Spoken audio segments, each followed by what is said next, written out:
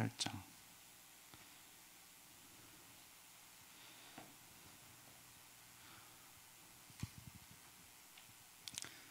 438장.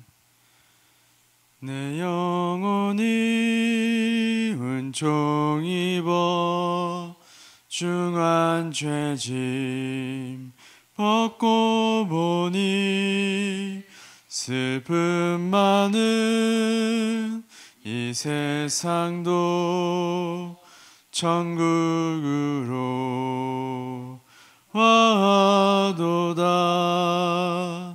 할렐루야 찬양하세.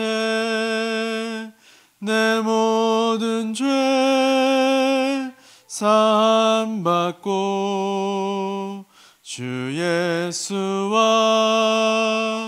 동행하니 그 어디나 하늘나라 주의 얼굴 뵙기 전에 멀리 뵈던 하늘나라 내 맘속에 이루어지니 날로 날로 가깝도다. 할렐루야 찬양하세.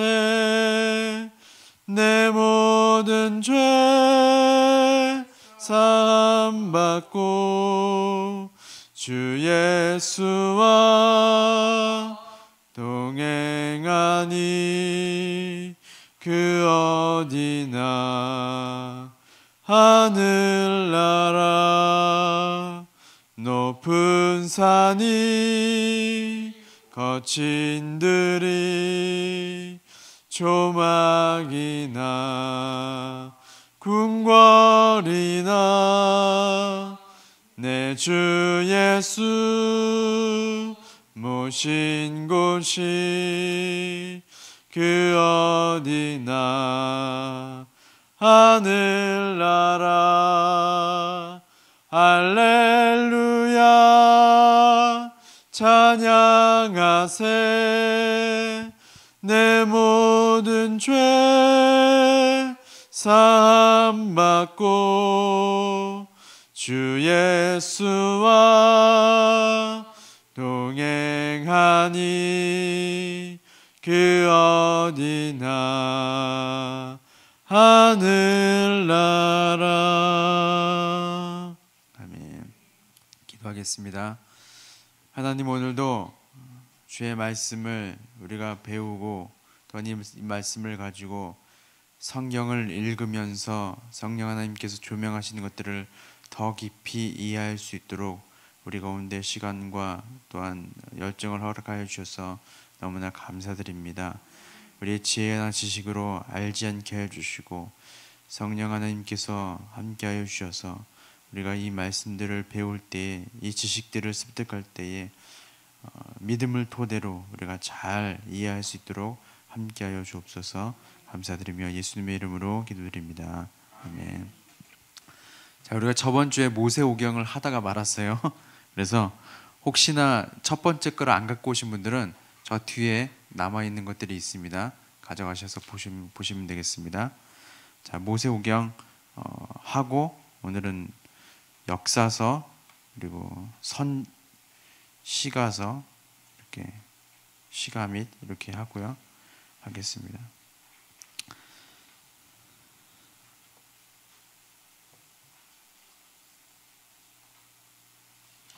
자,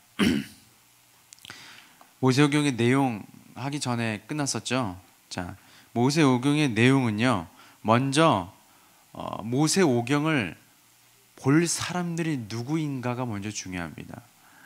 모세오경을 먼저 볼 사람들이 어떤 사람들이었을까요?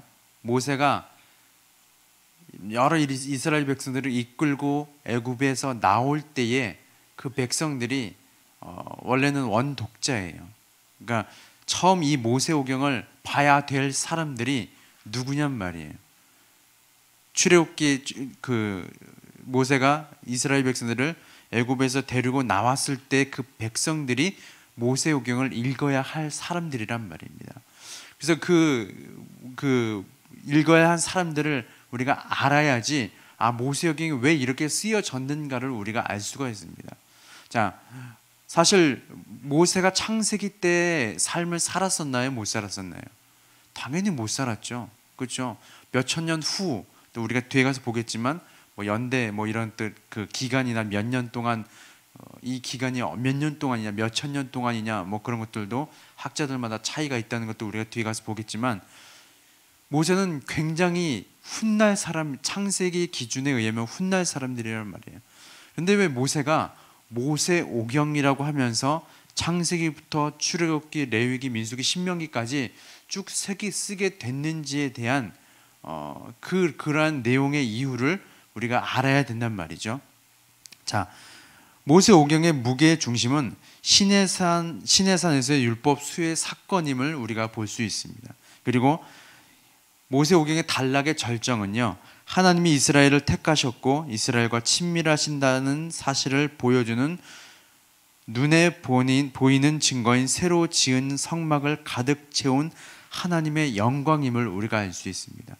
바꿔 말하면 하나님께서, 우리가 저번 주에 말씀드렸다시피 하나님께서 이스라엘 백성들을 택한 이유가 뭐라 그랬죠? 나는 너의 하나님이 되고 너희는 내 백성이 될 것이다. 내가 너를 책임질 것인데 너희는 나에 대한 의무를 다 해야 된다라고 말씀드렸죠. 마찬가지로 모세오경에서 하나님께서 모세를 통해서 요구하시는 것은 무엇이냐면, 하나님께서 이스라엘 백성들에게 하나님의 백성답게 살아야 할 것들을 명령하시면서 그들이 광야 생활을 하고 결국엔 나중에 약속의 땅을 받으면서 또한 성전에 들어가면서 그곳에서 하나님을 계속해서 찬양하고 예배하면서 그들의 삶 가운데 하나님의 영광이 드러나는 것을 하나님이 원하신단 말이에요. 근데 그렇게 하기 위해서 모세가 창세기부터 민수기까지 지은 신명기까지 지은 이 내용의 중심 내용이 뭐냐는 말인가요? 그것은 이제 아까도 말씀드렸다시피 그들의 삶 가운데 하나님의 영광을 드러내는 것이고, 그리고 사실 창세기 아까 말씀드렸죠. 굳이 왜 창세기를 이스라엘 백성에게 말했어야 되냐 말이에요. 그리고 또 오늘날 우리에게도 창세가 왜 필요한 것인가, 우리도 한 번쯤 질문해 봐야 할 것입니다. 창세기의 내용들이 지금 우리의 삶과 밀접한 관련이 있나요? 네? 한국 사람들하고? 우리는 당군 신화를 믿어야 되나요? 이때 당시에 모세는요, 창세기를 왜 써야만 했느냐면, 하나님께서 이 모든 만물을 창조하셨고 그 계획 가운데 이스라엘 백성이 있다라는 사실을 알려줘야 했단 말입니다. 그 창세기가 쓰여진 목적이에요. 마찬가지로 우리도 이 창세기를 비롯한 모세오경도 마찬가지고 여러 많은 성경들이 있잖아요. 우리가 하나도 빼놓을 수 없이 알아야 하는 이유가 뭐냐면, 하나님께서 이스라엘 백성들을 택하셨고 그 이스라엘 백성들을 통해서 약속을 이루어 가시고 그들이 하나님을 섬기면 잘 되었고 하나님을 잘 섬기지 못하면 못 되었던 이 사실들, 성격적 사실들을 우리가 다 알아야 우리의 삶에 깊게 관여하신 하나님이 어떤 분이신가, 나는 왜 도대체 예수 그리스도를 믿고 있지, 예수님이 도대체 나에게 어떤 존재지, 우리가 왜 교회를 다녀야지, 이러한 물음에 대한 해답을 어디서 찾을 수 있다고요? 성경에서 찾을 수 있단 말입니다. 그래서 모세는요, 이 이스라엘 백성들, 자기가 애굽에서 데리고 나온 이스라엘 백성들을 이끌어 가기 위해서 먼저는 옛날 옛적 이야기부터 시작하는 거예요. 옛날에 말이야, 하나님께서 태초에 천지를 창조하셨고 쭉 가다가 이제 아브라함을 하나님께서 택하셔서 그에게 복을 주시고, 또 우리가 하나님께서 태초에 아담과 하와를 창조하셨던 것처럼 땅에 충만하고 번성하라, 너로 말미암아 큰 민족을 이루고 너로 말미암아 많은 백성들이 복을 받을 것이다, 이렇게 한 약속들을 이제 우리가 그 복의 전달자로, 그 복을 받는 사람으로 있어야 할 것이다. 이것이 사실은 모세오경의 전체적인 내용입니다. 마찬가지로 이 내용의 그 약속들이 오늘날 우리에게도 동일하게 전해지는 것이죠. 그렇죠? 사실은 저와 여러분들은 모세가 모세오경을 통해서 이스라엘 백성들에게 말했던 것처럼 저 여러분들도 뭐의 전달자예요? 복의 전달자입니다. 복된 소리를 내는 사람들입니다. 그렇죠? 그것을 복음 전달자라고 얘기하죠. 우리도 하나님으로 말미암아 복을 받아야 되는 것은 마찬가지고, 그리고 이 복을 나만 갖고 있는 게 아니고 누구에게 전해야 돼요? 모든 사람들에게 전해야 되는 그러한 의무를 갖고 있는 게 저 여러분들의 모습입니다. 그래서 저번 주에도 말씀드렸다시피 해도 되고 안 해도 되고의 선택의 문제가 아니에요. 나는 이미 하나님의 백성이 됐다면, 하나님께서 나를 택하셨다면 나는 어떻게 해야 되는 거예요? 복음을 전해야 되는 거예요. 내 삶을 통하여서, 성전이 나를 통하여서 하나님의 영광이 드러나야 합니다. 그것이 하나님께서 이스라엘 백성들에게 모세를 통하여서 요구하셨던 것이고요. 그리고 모세는 모세오경을 통하여서 그러한 것들을 이스라엘 백성들에게 알려야 할 의무가 있었던 것입니다. 자, 그것들이 내용이에요. 내용이 짧은데 저는 굉장히 길게 설명해 드렸죠. 자, 기간은, 그렇다면 창세기부터 신명기까지의 기간은 어느 정도인가? 여러 학자들의 여러 의견이 있었습니다. 여러분들이 이거 혹시 궁금해하시지 않으셨어요? 도대체 창세기는 얼마나 긴 기간이 있었을까? 근데 어떤 대주교는, 여기서 말하는 어서 대주교라고 나오는데, 이 사람은 액면 그대로 성경에 나오는 그 문자 그대로 받아들여서 천지창조는 예수님께서 태어나시기 4004년에 창조되었을 것이다 라고 얘기를 했습니다. 뭐 이것에 대해서 다른 학자들은 쭉 세대를 이어오면서 다른 학자들은 이렇게도 말하고, 또 어떤 학자들은 이런 얘기 들어보셨죠? 하나님께서 천지를 창조하실 때 며칠 만에 창조하셨어요? 6일 동안 창조하셨죠. 그 하루가 천년이었다 이렇게 말하는 학자들도 있고요. 다 정확한 건 아닙니다. 아무도 모릅니다. 여기에 대해서는 우리가 아무 말도 할 수가 없어요. 사실은 정답은 그거예요. 우리가 이것에 대해서 아무 말도 할 수 없습니다. 우리가 왜 이것을 알아야 되냐면, 예전에 인터넷 댓글들을 보면요, 기독교를 막 공격하는 인터넷 댓글들이 있어요. 그러면서 뭐 예를 들어서 어떤 나라에 화석이 발견되었습니다. 몇만 년 전 화석입니다. 하면 그 댓글들의 제일 1순위가 뭔지 아세요? 또 기독교들 난리치겠구만. 지구의 역사는 5000년이라며 이렇게 쓰는 댓글들이 많이 있더라고요. 도대체 화석하고 기독교하고 뭔 상관이 있길래? 그렇죠? 어쨌든, 근데 사실 우리가 알아야 될 것은 뭐냐면, 이 지구의 역사는 5000년도 아니고요, 4000년도 아니고 모른다라가 정답입니다. 사실은, 그렇죠? 하루가 1000년일 수도 있고, 그리고 어떤 사람들은 그 구약이나 신약에 나오는 족보 있잖아요. 족보, 누가 누구를 낳고 누가 누구를 낳고, 이것도 명확하지 않다는 거예요. 왜냐하면 중요 인물들만 거기에 기재했을 수도 있다라고 추정하는 학자들도 있다는 것입니다. 정답은 뭐라고요? 모른다. 몇몇 년이 될 수도 있고 몇천 년이 될 수도 있고 아무도 모른다. 사실 그게 중요해요. 그렇죠? 중요하지 않아요? 자, 모세는 당연히 모세가 그 집필을 했고요. 그런데 18세기 말이나 최근에 들어서 모세오경을 모세가 지은 것이 아니다라고 주장하는 학자들이 일어나기 시작합니다. 이 사람들 비평학자들인데요. 비평학자들은 몇몇은 모세가 모세오경을 집필하지 않았고 다른 사람들이 후대에 와서, 어떤 사람들은 후대에 와서 이 모세오경을 완성했을 것이다 라고 추정하는 학자들이 생겨나기 시작합니다. 그냥 알아만 두세요. 우리는 그냥 모세오경은 모세가 지었다라고 생각하시면 됩니다. 자, 모세오경의 주제는 아브라함이 소명을 받은 창세기 12장 1절에서 3절에 밝혀져 있습니다. 너는 너의 고향을 떠나 내가 내게 보여줄 땅으로 가라. 내가 너로 큰 민족을 이루고 내게 복을 주어 땅의 모든 족속이 너로 말미암아 복을 얻을 것이다.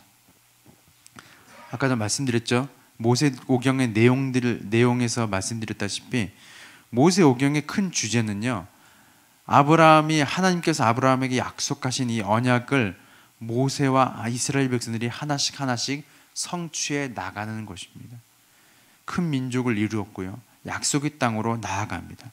그리고 그 약속의 땅으로 말미암아 이스라엘 백성들이 그 약속의 땅에 기거하면서 하나님께서 궁극적으로 너로 말미암아 모든 족속이 복을 받아야 할 것이다 라는 것에 이제 도구로 쓰임 받는 그런 역할들을 사실은 이스라엘 백성들이 잘 감당하지 못했죠. 그래서 아브라함이 받은 이 약속의 성취들을 이루어가는 것들이 이 모세오경의 주제들입니다.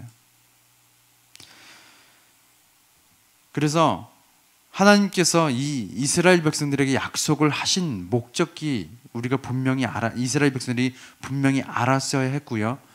오늘날 우리도 하나님께서 우리에게 주신 약속의 말씀들이 왜 우리에게 주어졌는가를 분명히 알아야 합니다. 하나님은 이스라엘 백성들을 통하여서 많은 사람들이 주께로 돌아오기를 원하셨다는 거예요. 이 이스라엘 백성들이 이방에 대한 빛의 역할을 감당하기를 원하셨습니다. 그런데 철저히 이방인들과 단절된 삶을 살아가기 시작하고, 그리고 자기 자신의 죄를, 자기 자신들의, 이스라엘 백성들의 자기들의 죄를 감당하기도 힘든 그런 삶을 살아가기 시작합니다. 그래서 우리가 뒤에 가면 쭉 보겠지만 어떤 삶을 살게 되죠. 이스라엘 백성들이 하나님의 말씀을 잘 들으면 그 나라가 번창하고, 말씀을 잘 안 들으면 다른 나라로 말미암아 심판받고 침략을 당하고, 이러한 일들이 반복적으로 일어납니다. 어느 때까지요? 예수님이 오실 때까지, 예수님이 태어나실 때까지, 아니 태어나서도 그런 일들이 계속적으로 반복되어 일어납니다. 그것이 모세오경의 내용입니다. 자, 신약시대 이래로 그리스도인들은 오경의 약속들을 그리스도 안에서 궁극적으로 성취되는 것으로 간주해 왔습니다. 우리도 마찬가지로 하나님의 약속이 우리 가운데 똑같이 임하셨음을 아셨으면 좋겠습니다. 우리도 그냥 우리만 잘 살고 잘 먹고 내 죄에 반복적으로 짓는 죄들이나 이런 것들을 말미암아 나만 믿는 하나님에 그치는 것이 아니고, 나를 통하여서 많은 사람들이 하나님을 알게 되고 예수로 말미암아 구원받는 일들이 하나님께서 우리에게 원하시는 우리의 삶의 모습이라는 것을 잊지 않으시길 소망합니다. 자, 역사서로 가겠습니다. 오늘 할 내용이죠.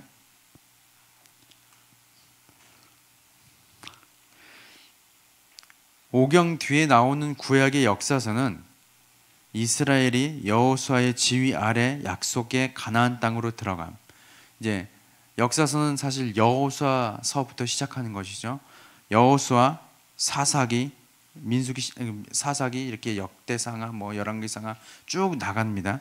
역사에 대해서 기록한 것들이 다 역사서예요. 자, 구약의 역사서는 첫 번째, 이스라엘이 여호수아의 지휘 아래 약속의 가나안 땅으로 들어가는 그 과정을 그리고요.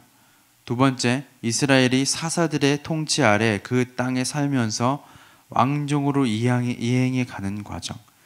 사사들의 통치가 끝나고 그리고 왕의 시대로 넘어가는 그 과정에 대해서 이제 말하고 있고요. 세 번째, 민족이 경쟁하는 두 왕국, 북이스라엘과 남유다로 분열되는 과정과 두 왕국의 역사에 대해서 말하고 있고, 네 번째는 각 왕국의 몰락과 강제 이주, 다섯 번째는 포로 생활, 여섯 번째는 유다의 포로 귀환 등의 이야기를 들려주고 있습니다. 역사서의 큰 맥락입니다. 자, 역사서에서 가장 중요하게 봐야 될 것은 뭐냐면, 여전히 이스라엘의 왕은 하나님이신가입니다. 물론 여호수아서 시대에는 왕이 없었죠. 사사기 시대에도 왕은 없었습니다. 하지만 그때 당시에도 여전히 왕은 하나님이셨어요. 사실 이스라엘은요, 왕정 시대가 늦게 시작했거든요. 다른 주변 나라에 비하면 늦게 시작한 게 이스라엘 백성들입니다.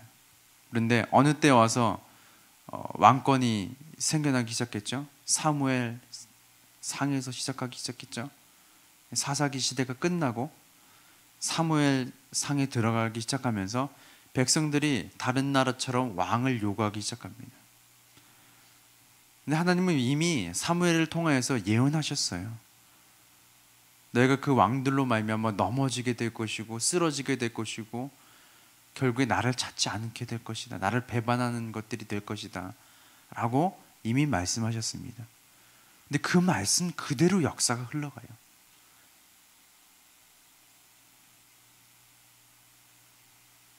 이스라엘 백성들이 왕을 요구하는 것은 왜 하나님께 죄가 되었을까요?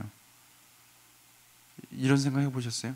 사실 역사서는 그거 하나만 알아도 끝납니다. 그거 하나만 건져도요. 이스라엘 백성들이 하나님 앞에 왕을 요구하는 것이 왜 하나님은 싫으셨을까요? 그냥 단순히 내가 더 이상 왕이 아니기 때문에 싫으셨을까요? 물론 그 이유도 맞습니다. 왜 싫으셨을까요? 하나님 찾지 않으니까요? 하나님은 하나님을 순전히 섬기는 왕들을 하나씩 세워가기 시작하십니다. 근데 이스라엘 백성들이 왜 왕을 세우는 것들을 하나님 싫어하셨을까요? 하나님은 보이는 분이세요? 보이지 않는 분이세요? 보이지 않는 분이죠. 근데 이스라엘 백성들은요, 보이는 뭔가에 집착하기, 사람도 누구나 다 마찬가지예요. 자, 출애굽기로 다시 거슬러 올라가 볼게요. 출애굽기 금송아지 사건이 일어나죠. 그렇죠? 제가 예전에 한번 설명을 드린 적이 있는데, 금송아지 사건의 가장 중요한 포인트가 뭔지 아세요? 금송아지는 사실 누굴 표현한 거예요? 다른 신을 표현한 건가요? 아니에요. 이스라엘 백성들이 아론에게 요구하기를 우리를 애굽에서 이끌어낸 신을 만들어 달라 이렇게 얘기합니다. 누구예요? 하나님이시잖아요. 하나님을 금송아지로 표현했습니다. 그러자마자 백성들의 동요가 잦아들기 시작했어요. 왜 백성들이 금송아지를 요구하기 시작했을까요? 모세가 산에 올라갔거든요. 그 성경을 자세히 보면 모세가 산을 올라가기 시작하고 하도 안 내려오니까 백성들이 불안에 떨기 시작합니다. 이 모세는 어디 간 죽었는지 살았는지 오지도 않고 오랫동안. 사실 이스라엘 백성들에게서는 모세가 눈에 보이는 하나님인 거예요.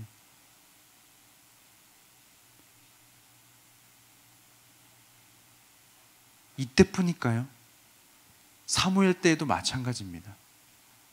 눈에 보이는 하나님의 형상인 왕이 있어야 돼요. 근데 그 핑계거리가 좋은 게 있죠. 우리도 다른 나라들처럼 이제 족장 시대는 끝났어요. 하나님, 다른 나라들은 이미 다 왕들이 있습니다. 왜 우리만 왕이 없어야 됩니까? 그래서 하나님이 뭐라고 얘기해요? 너희들은 비록 보이진 않지만 나로 만족하지 못하는구나. 꼭 누군가 보여야지만 그것으로 말미암아 안심이 되겠니? 라고 말씀하시는 겁니다. 오늘날 우리도 마찬가지죠. 그렇죠?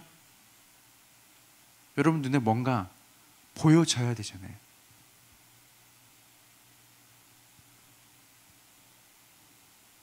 막 이렇게 기도하면 막 역사가 막 일어나고 막 이렇게 그런.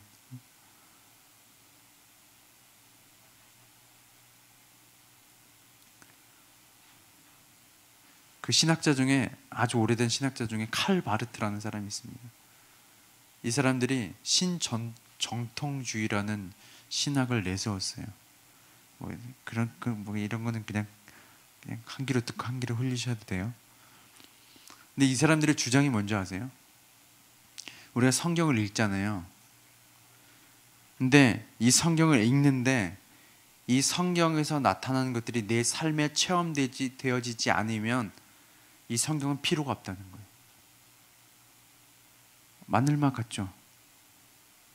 아니 이 성경의 말씀이 내 삶에서 체험되어지지 않고 나타나지 않으면 이 성경의 말씀은 나에게 성경 말씀이 더 이상 아니라는 거예요. 그냥 문자에 불과하다라고. 어떻게 들으면 그럴싸해요. 맞아요. 근데 한번 잘 생각해 보세요. 이 성경에 나오는 모든 말씀들이 나에게 임하든 임하지 않든 하나님은 살아계십니까? 아니면 안 살아계십니까? 살아계시죠. 그래서 성경은 무오한 거예요. 오점이 없다는 뜻이죠.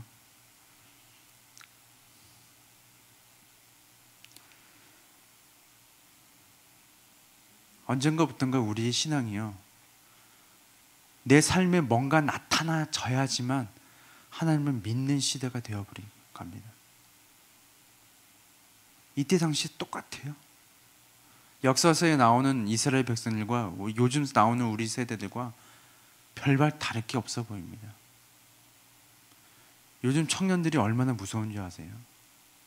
자신의 삶에 하나님을 믿는, 하나님 예수 그리스도를 믿는 어떠한 삶의 태도나 예수 믿는 사람들의 모습을 보고 나서 판단하기 시작해요. 아, 나 예수를 믿어야 되겠어.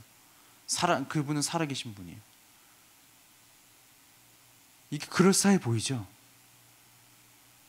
그런데 굉장히 무서운 말이기도 합니다.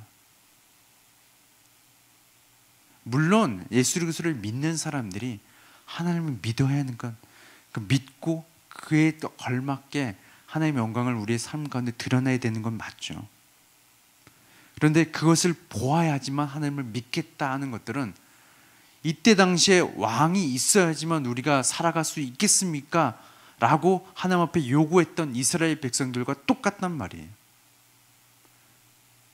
우리 눈에 보이는 왕이 없더라도 하나님은 여전히 우리 하나님이세요. 우리의 삶 가운데 때로는 비록 내가 크리스찬임에도 불구하고 거짓말할 때도 있어요. 삶의 무언가를 보여주지 못할 때도 있어요.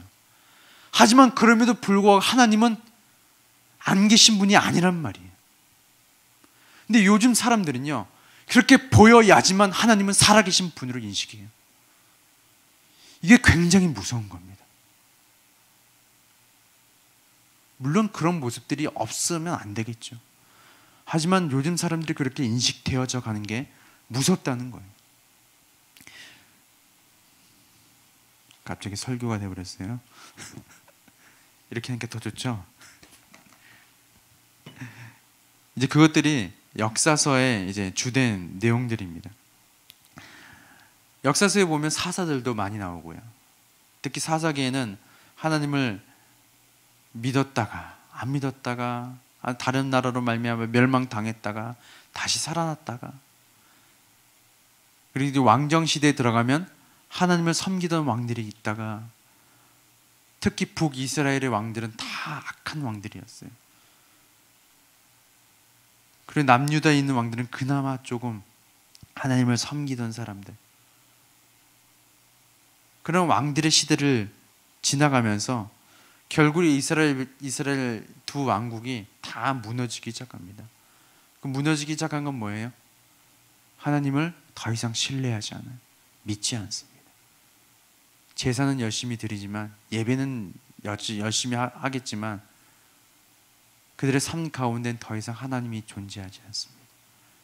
그들의 삶은 안식일에 예배는 드리겠지만 그들의 삶은 이방인들과 같이 섞여 살고 있었고, 이방신들을 섬기는 모습들이 그 안에 있었고, 그런 것들이 나타나기 시작하는 것이죠.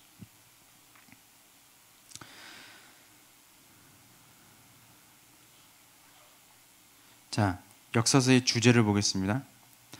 역사서에는 하나님의 주권, 임재, 약속, 왕국, 언약이라는 5가지의 포괄적 주제가 넓게 퍼져 있습니다. 자, 첫 번째로는 이스라엘과 열방에 대한 하나님의 주권입니다. 이 주권이라는 것은 주인으로서의 권리라는 뜻이죠. 이스라엘과 열방, 모든 나라, 이스라엘을 비롯한 모든 나라에 대한 하나님의 주권이 역사서의 내용에 담겨져 있는 거예요. 그래서 쉽게 말씀드리면 하나님은 이스라엘을 다스릴 뿐만 아니라 다른 나라들도 다스리십니다. 그래서 그냥 우리가 얼핏 보면 왜 하나님은 이스라엘 백성들을 지키시지 않으시고 다른 나라의 침략을 그냥 막으시지 못했는가? 이렇게 보면은 역사서가 그냥 이스라엘의 하나님으로만 국한되어진 거예요. 하지만 우리가 역사서를 보면서 분명히 붙잡고 가야 될 것은 뭐냐면, 이스라엘 백성들뿐만 아니라 이스라엘 백성들에게 공격을 하고 이스라엘 백성들을 포로로 삼았던 그 모든 나라들을 하나님이 이미 주권을 행하시고 계시다는 거예요. 그것들이 역사서뿐만 아니라 예언서에도 분명히 나와 있습니다. 이미 다 예언을 한 거죠. 하나님께서 너희가 결국엔 다른 나라로 말미암아 멸망당할 것이다. 너희가 이렇게 행하면, 너희가 이렇게 잘못된 길을 가면 이렇게 행할 것이다. 이미 다 이용하십니다. 그래서 그 중에서 가장 눈에 띄는 것은 뭐냐면 다양한 기적들을 보여주시는 점. 뭐 사사기를 통하여서, 역사서 여러 가지 통해서. 그리고 두 번째로는 사랑과 신뢰와 순종을 하나님께 돌려야 할 의무를 이스라엘 백성에게 요구하시는 것을 보게 됩니다. 자, 두 번째 주제는 가깝거나 먼 하나님의 임재입니다. 대부분의 역사서에서는 하나님은 가까이 계십니다. 어떻게 가까이 계시냐면 하나님께서 직접 사사들을 일으키시고, 그리고 선택하신 왕들을 지명하시고요, 그리고 그들에게 도움의 원천이 되셨고, 그리고 경건한 왕들로 말미암아 그들의 기도를 들으시고 응답하시는 하나님을 우리가 역사서를 통해서 볼 수 있습니다. 그러나 때때로 역사서에 우리는 하나님께서 숨어 계시는 것들도 보게 돼요. 왜냐하면 그들의 죄 때문에 하나님은 묵묵히 가만 계시기도 합니다. 또 특별히 때때로는 룻기서나 에스더서 같은 경우에는 직접적으로 하나님을 드러내시지 아니하고 간접적으로 이제 드러내시는 그런 경우도 우리가 보게 됩니다. 자, 세 번째 주제는 하나님의 현재와 미래의 약속입니다. 역사서의 한 가지 일관된 주제는 자기 백성과 함께 계시겠다는 하나님의 약속입니다. 그럼에도 불구하고 너희가 그렇게 죄를 짓고 나를 떠나고 그렇게 이방신들과 이방인들과 어울려 다니면서도 하나님께서 붙잡으시는 하나님의 약속은 뭐냐면, 그럼에도 불구하고 내가 너와 함께 하겠다. 나는 너의 하나님이다. 그러니 제발 어떻게 해요? 너는 내 백성이 되거라 라고 얘기하는 것이죠. 그래서 역사서도 마찬가지로 아브라함에게 임한 복과 아브라함을 통해 열방에 임한 복이 포함됩니다. 따라서 아브라함 언약은 역사서에 있는 많은 내용의 기초를 형성하는 것이죠. 네. 자, 네 번째 주제는 신적인 동시에 인간적인 하나님의 나라입니다. 하나님은 또한 인간 왕들을 통해 자신의 통치권을 행사하시기로 작정하셨습니다. 비록 이스라엘 백성들이 왕을 요구했지만, 그럼에도 불구하고 하나님은 그 왕들, 물론 모든 왕들이 다 하나님의 신실한 왕들은 아니었죠. 하지만 그 중에 그 왕들을 통하여서 하나님께서 이스라엘 백성들을 끌고 가시자 하는 그 목적에 그 왕들을 통해서 하나님께서 진정한 왕이심을 이스라엘 백성에게 드러내기를 작정하시는 겁니다. 그래서 이 역사서는 그냥 단순히 다른 나라의 역사와 다른 게 뭐냐면요, 다른 나라의 역사와 다른 게, 다른 나라의 역사의 왕들은 인간의 왕들이잖아요. 자기 마음대로 하는 왕들입니다. 하지만 이스라엘, 이 성경에 나오는 역사서의 대부분은 물론 자기 마음대로 하는 왕들이 있었어요. 하지만 원래 하나님께서 세우고자 하는 왕의 모습은 하나님으로부터 그의 말씀을 듣고 그 통치권을 위임받아서 통치하는 것이 이스라엘 백성, 이스라엘의 왕의 모습들이었습니다. 그리고 하나님께서 궁극적으로 이루고자 하는 하나님의 나라의 모습이 그런 모습이었죠. 근데 그것은요, 그 누구도 성취하지 못했고요. 다만 이제 몇몇 왕들만 그러한 흉내를 냈었죠. 특별히 우리가 알고 있는 다윗. 근데 다윗도 여러 가지 실수를 했었죠. 결국에는 누가 진정한 우리의 왕인 거예요? 예수 그리스도가 결국에는 진정한 왕으로 우리 가운데 오셔서 하나님의 나라를 성취해 나가시는 거예요.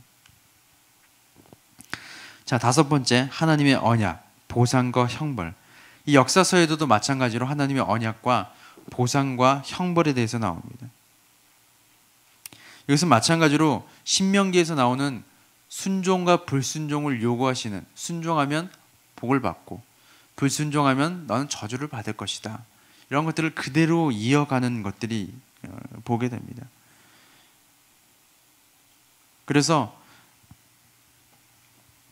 역사서에 아까도 말씀드렸다시피 여러 왕들을 세대를 거쳐가면서 하나님께 순종하는 왕들, 순종하는 백성들은 어떻게 해요?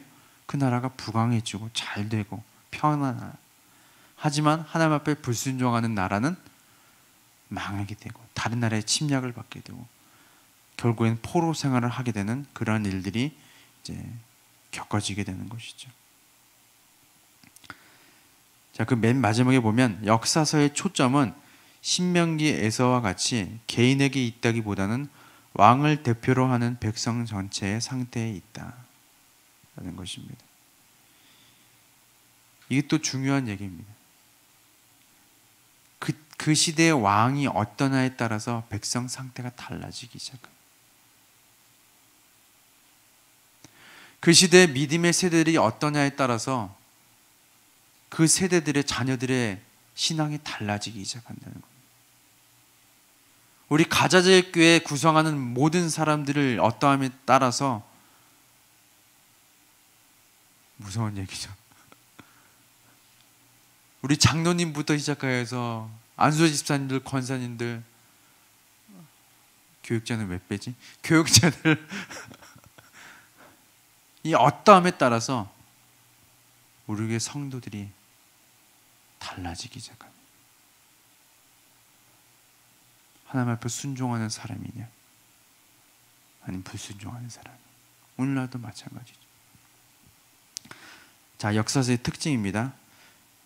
이건 무슨 그 역사서의 특징은 그냥 이야기식으로 적었다라는 것이죠. 뭐 어떤 연대기로 쫙쫙쫙 이렇게 딱 정리해서 딱 한 개 구분 짓는 게 아니고 그냥 술술 나오는 이야기식으로 쭉 적어나간 이제 그런 특징이 있다는 것이죠.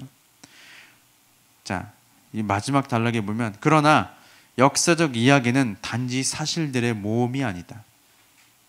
역사서 저자들은 하나님께 받은 재능과 창조성을 특정한 관점에서 실제 사건의 이야기를 들려주고 특정한 사실과 진리를 강조하는 데 사용했다는 것입니다. 그냥 단순히 역사의 모습들을, 그 이스라엘의 역사의 모습을 그리는 게 아니고요. 우리가 이스라엘 역사를 알아서 뭐해요? 그렇죠? 근데 우리가 그 이스라엘 역사를 알아야 되는 이유가 뭐라 그랬어요? 제가 아까도 말씀드렸다시피 모세가 모세오경을 이스라엘 백성들에게 들려줘야 할 의무가 뭐라 그랬어요? 왜 하나님께서 너희를 택하셨고, 왜 하나님께서 이 땅을 창조하시고 너희를 택하셔서 무엇을 하시길 원하시고, 이런 것들을 알아야 된다 그랬잖아요. 우리도 역사서를, 이스라엘의 역사를 우리가 왜 알아야 합니까? 우리 역사도 몰라. 우리 역사도 몰라요. 다 모르잖아요. 근데 이스라엘 백성들 역사를 왜 알아야 돼요? 왜냐면 그 역사 안에 누가 계시기 때문이에요. 하나님의 살아계심이 있기 때문에 우리가 알아야 되는 거예요. 그리고 바로 그 역사에 거하시는 하나님이 누구의 하나님인 거예요? 바로 내 하나님, 우리 교회 하나님이 되기 때문에 우리가 역사서를 알아야 됩니다. 갑자기 막 성경을 막 읽고 싶어지죠. 아닌가 봐요. 네. 자, 역사서는 이대로 끝내겠습니다. 자, 다음으로는 시가 및 지혜 문헌 개론입니다. 제가 나눠드린 유인물에는 좀 되게 이 시의 구성이나 이런 것들을 쭉 설명하고 있는데, 그런 건 그냥 읽히시면 읽어보시면 되고요. 저는 그냥 건너뛰겠습니다. 좀 어렵기 때문에 몇몇 가지만 짚고 넘어가죠. 고대 이스라엘에서 시인이라는 것은 보통 서기관들을 보통 지칭하였습니다. 서기관들은 그냥 쉽게 말하면 글을 쓰는 사람들이죠. 글을 쓰는 사람들이 보통 시인의 역할을 감당했다고 얘기하고요.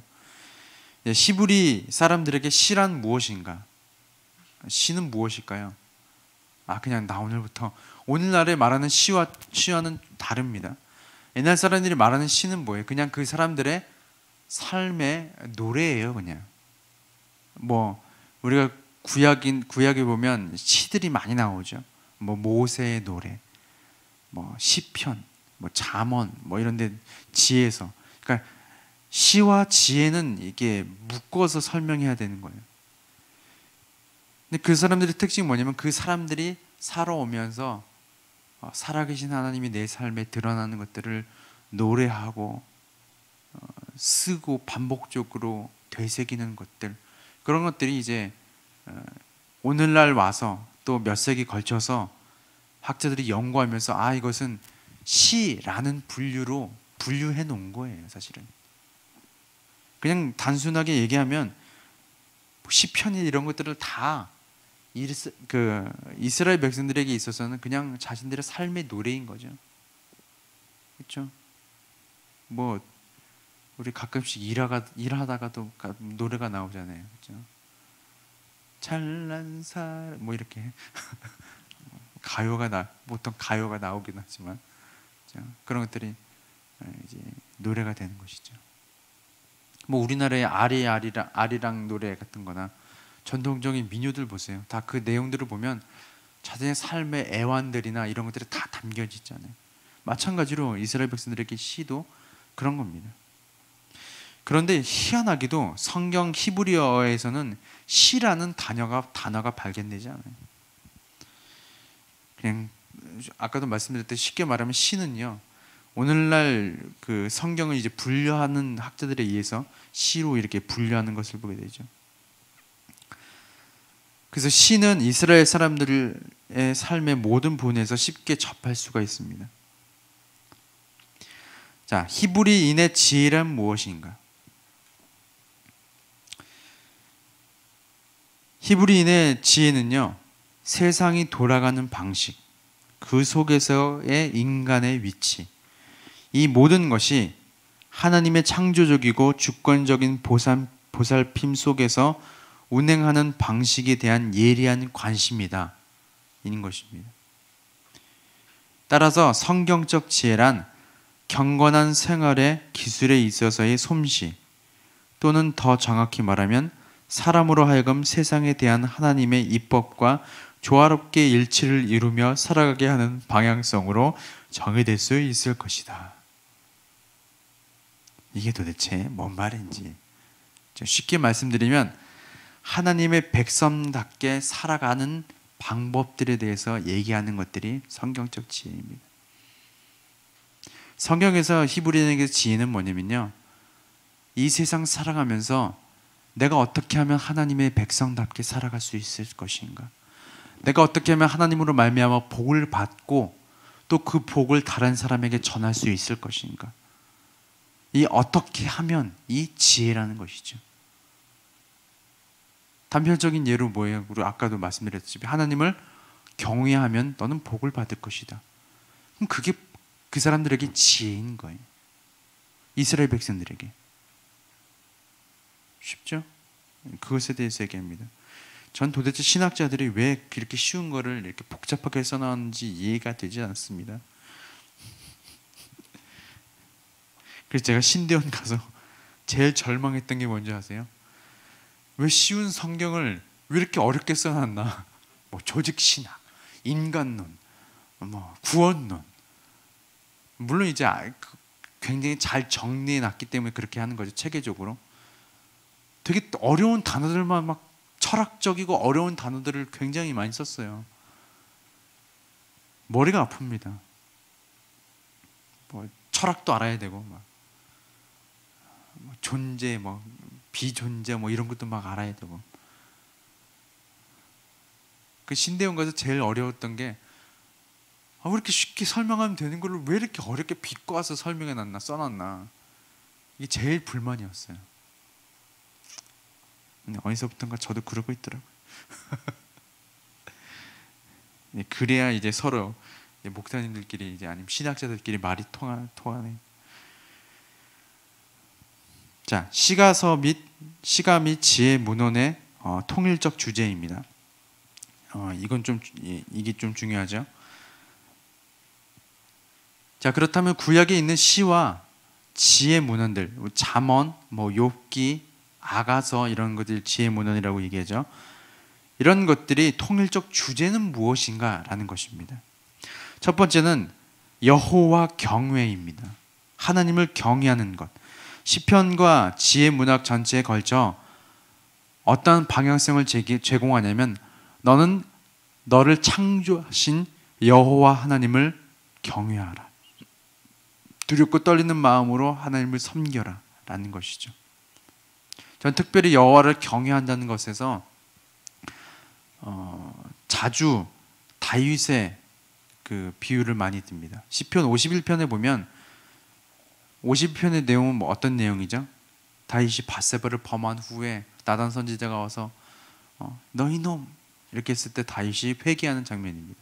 그래서 시로 표현한 거죠. 근데 거기에 보면 다윗이 중요한 고백을 해요. 하나님, 나를 떠나지 마소서 라고 고백합니다. 하나님, 나를 떠나지 마소서. 그 말은 무슨 말이냐면 하나님, 이 지금 왕이잖아요. 다윗이 절대 권력을 갖고 있는 왕입니다. 하나님의 축복 속에서 다른 나라들이 감히 이 나라를 넘볼 수 없는 그런 강대국의 왕이 되었습니다. 이스라엘 백성은 그때 당시 굉장히 강대국이었거든요. 그런 나라의 왕이 하나님 앞에 뭐라고 고백하냐면 하나님, 내가 이 죄로 말미암아, 사실 다른 어떤 왕들에 비하면 이게 죄가 아니에요. 왕으로서 당연한 겁니다. 근데 다윗은 그렇게 고백해요. 하나님이 죄로 말미암아 하나님께서 저를 떠나지 마십시오. 하나님이 떠날까 전 두렵습니다. 저는 이게 하나님을 경외하는 마음이라고 생각합니다. 내 죄로 말미암아 아니면 나의 어떤 모습으로 말미암아 하나님보다 더 섬기는 것들이 있음으로 말미암아 하나님이 떠날까, 더 이상 하나님이 나와 상관없는 분이 될까 두려워하는 마음. 저는 그것이 여호와를 경외하는 마음이라고 또한 생각합니다. 자, 시편과 지혜 문학에서는 그런 것들이 이제 나와 있는 것이죠. 지혜의 근본은 하나님을 경외하는 것이다 라고 나와 있습니다. 그것이 시편과 지혜 문학에서 전반적인 통일된 주제의 첫 번째입니다. 자, 두 번째는 인간의 지혜에는 한계가 있다는 것입니다. 시편과 지혜 문학에서 특히 욥기서에서 나오는 것들을 우리가 잘 보면요, 인간의 지혜는 한계가 있습니다. 인간의 지혜로는 하나님을 다 알 수 없다. 하나님이 왜 이렇게 행하셨는지, 하나님 왜 이렇게 행하셔야 하는지 인간은 다 이해할 수 없다. 하지만 하나님은 하나님이시다. 하나님은 가장 지혜로운 분이시다. 그것이 시편과 지혜 문학에 나오는 통일된 주제입니다. 자, 세 번째 통일된 주제는요, 하나님과 관련한 의인과 악인에 대해서 나옵니다. 이것은 하나님과 하나님과 밀접한 관계를 맺고 있는 의인에 대해서 나오고요. 그리고 하나님과 상관없는 악인들에 대해서 나옵니다. 이것은 특별히 어디 나오냐면 시편에 많이 나오고 지혜 문학에서도 많이 나오죠. 잠언에서도 많이 나오고 전도서에도 나오고 특히 시편에 많이 나오죠. 다윗의 고백에서. 특별히 시편 1편은 어떤 내용이 있어요? 복 있는 사람은 악인의 뒤를 따르지 않아. 쭉 나오죠. 의인은 이제 하나님을 믿는 사람, 시냇가에 심은 나무처럼 의인의 삶을 사는 사람, 이렇게 나오는 거예요. 시가와 지혜 문안의 통일된 주제 중에 이제 세 번째는 하나님과 관련된 의인이 있는 것이고 하나님과 관련이 없는 악인에 대해서 얘기하고 있다. 자, 그리고 네 번째는 참된 경건의 본질에 이제 통일된 주제가 있다는 것입니다. 참된 경건의 본질이 뭐예요? 사실은 하나님과 함께하는 삶이죠.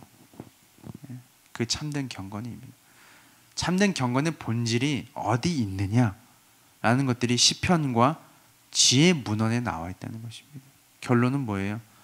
내가 하나님과 함께한다. 하나님이 가장 지혜로우신 분이시고 인간의 지혜는 그냥 다 아무것도 아니고 우리가 아무리 발버둥 쳐봤자 다 하나님이 다스리시고 함께 하신다는 것, 그것이 가장 중요한 말하는 주제인 것이죠. 자, 거기 선지서까지 있나요? 혹시? 선지서 있나요? 네. 9분 안에 선지서를 해보고 안 되면 다음 시간에 하겠습니다.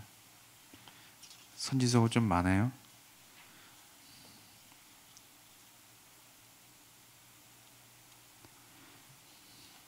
오늘 구약이 끝나는군요. 자, 선지서 개론을 보겠습니다. 선지자는 누구입니까? 선지자. 구약에서 말하는 선지자의 개념들이 있는데요. 이 선지자는요, 성경에만 등장하는 사람들이 아닙니다. 여러 종교에서, 여러 나라에서 나타나는 선지자들이 있었어요. 이 선지자들의 대표적인 그 활동들은 각 자기들이 섬기는 신들의 말씀을 전하는 것이고 예견하는 것이고 또 그 말씀을 통하여서 자기 나라의 백성들을 이끌어가는 역할들을 하기 시작하죠. 구약의 선지자들과 똑같죠. 제가 왜 이 말씀을 드리는지 나중에 두고 보겠습니다. 자, 구약에는 선지자의 개념을 뜻하는 세 가지 기본 단어가 있는데 첫 번째는 환상을 보는 사람, 그런 뜻이 있는 반면 선견자라는 뜻이 있죠. 이들은 하나님이 미래에 원하시는 것들 뿐만 아니라 현재 사소한 일들도 보거나 마음에 그려볼 수 있었습니다. 하나님께서 이렇게 하겠다라고 말씀하시는 것들을 이 선지자들은 듣고 이스라엘 백성들에게 전하는 역할을 하는 것이죠. 그래서 그 밑에 보면 좀 재미있는 사실이 있어요. 사울은 이 선견자에게 자신이 처한 곤란으로 인해 무언가를 지불할 것을 예상했습니다. 이와 같은 예상과 스스로 선지자로 자처하는 몇몇 사람들의 탐욕은 결국 사람들로 하여금 모든 선견자는 돈을 추구한다고 생각하게 했습니다.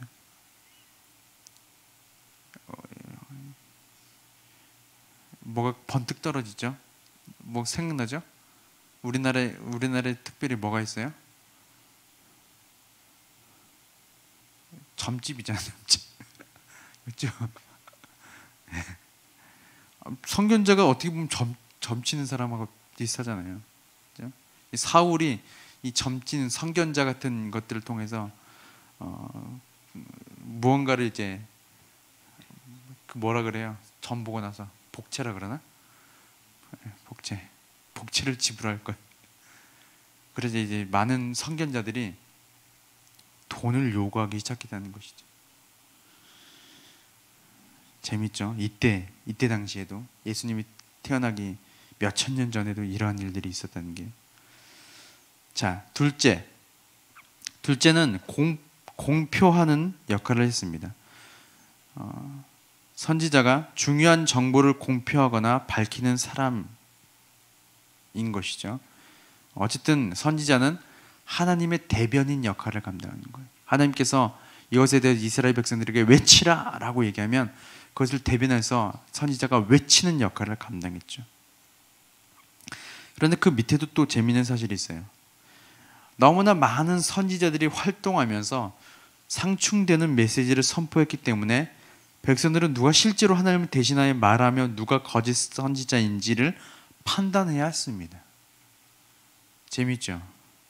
우리는 지금 사실 선지서라고 말하는 것들이 성경에 정해져 있잖아요. 근데 참 아이러니하고 좀 이때 당시에 이스라엘 백성들이 헷갈려하고 힘들어했던 부분 중에 하나는 좀 이런 말씀들이 좀 뭐지만 개나 소나 다 선지자인 거예요. 그냥 내가 하나님의 말씀을 선포하는 사람입니다. 뭐 사실 요즘에도 그렇죠. 뭐 어떤 사람들이 그런 잡소리하고 죄송합니다. 방송 중에 그런 소리를 하시는 분들도 계시잖아요. 뭐 예를 들어서 오래전에 그 또 인도네시아 쓰나미 사건이 일어났죠. 하나님의 심판입니다. 선지자처럼 이렇게 얘기하다가 많은 기독교 교인 사람들에게 지탄을 받았죠. 그렇죠? 예. 심판이에요, 아니에요? 정답은 모른다입니다. 그럼 우리가 어떻게 알아요? 심판일 수도 있고 아닐 수도 있어요. 모릅니다. 어쨌든 많은 사람들이 죽어서 슬픈 거죠. 그렇죠? 그게 중요한 거죠. 자, 그런데 이때 당시에도 여러 선지자들이 막 나타나는 거예요. 그래서 이 사람들은 어떻게 누가 거짓 선지자인지 참된 선지자인지 어떻게 알 수 있을까요? 다 자기가 하나님의 말씀을 대변한다고 말씀하시는데 어떻게 할 수 있을까요?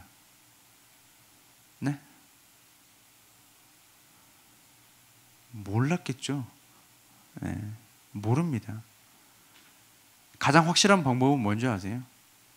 선지자가 예언하고 그 예언한 것들이 하나님의 일들로 말미암아 실행이 되어지면 참된 선지자 훗날에 와서 그런 것들이 이스라엘 백성들 가운데 있지 않았을까요? 뭐 우리처럼 오늘날 시대에 예수 그리스도가 미리 우리는 예수님께서 오셨기 때문에 그분의 말씀을 토대로 우리가 긴지 아닌지 판별할 수 있는 말씀들이 많이 있죠. 물론 그럴 수 없는 것들도 있지만, 근데 이때 당시에는 모세 오경만 갖고 성경을 삼고 있었기 때문에 누가 외치는 것이 하나님의 진짜 말씀인지 모른다는 거예요. 그런데 자, 이스라엘 역사 속의 선지자들을 보세요. 하나님은요, 모세를 통해 선지자들에 대한 기준을 알려주셨습니다. 뭐냐면 결코 여호와 외에는 다른 어떠한 신도 섬기라고 가르쳐서는 안 된다. 선지자가 표적과 기사를 행할 능력이 있더라도, 이게 무서운 거예요. 선지자가 표적과 기사를 행할 능력이 있어요. 무섭죠? 그렇죠? 갑자기 그 말씀이 떠오르죠?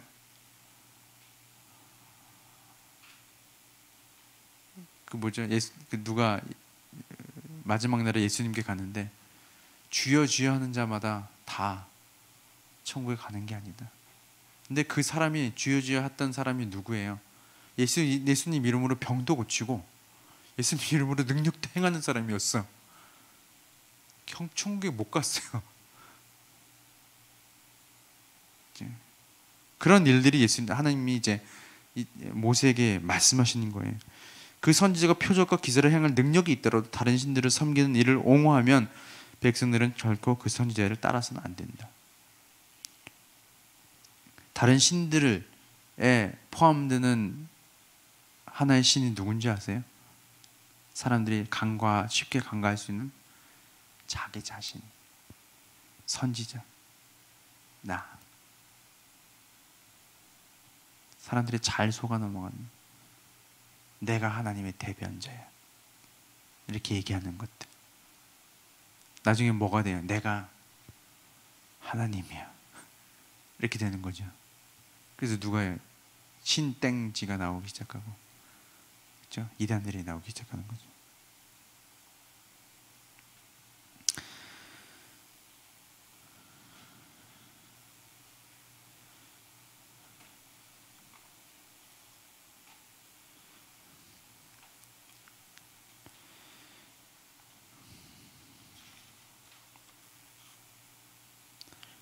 쭉 넘어가서 선지서의 통일적인 주제들 보겠습니다. 요것만 보면 될 것 같아요.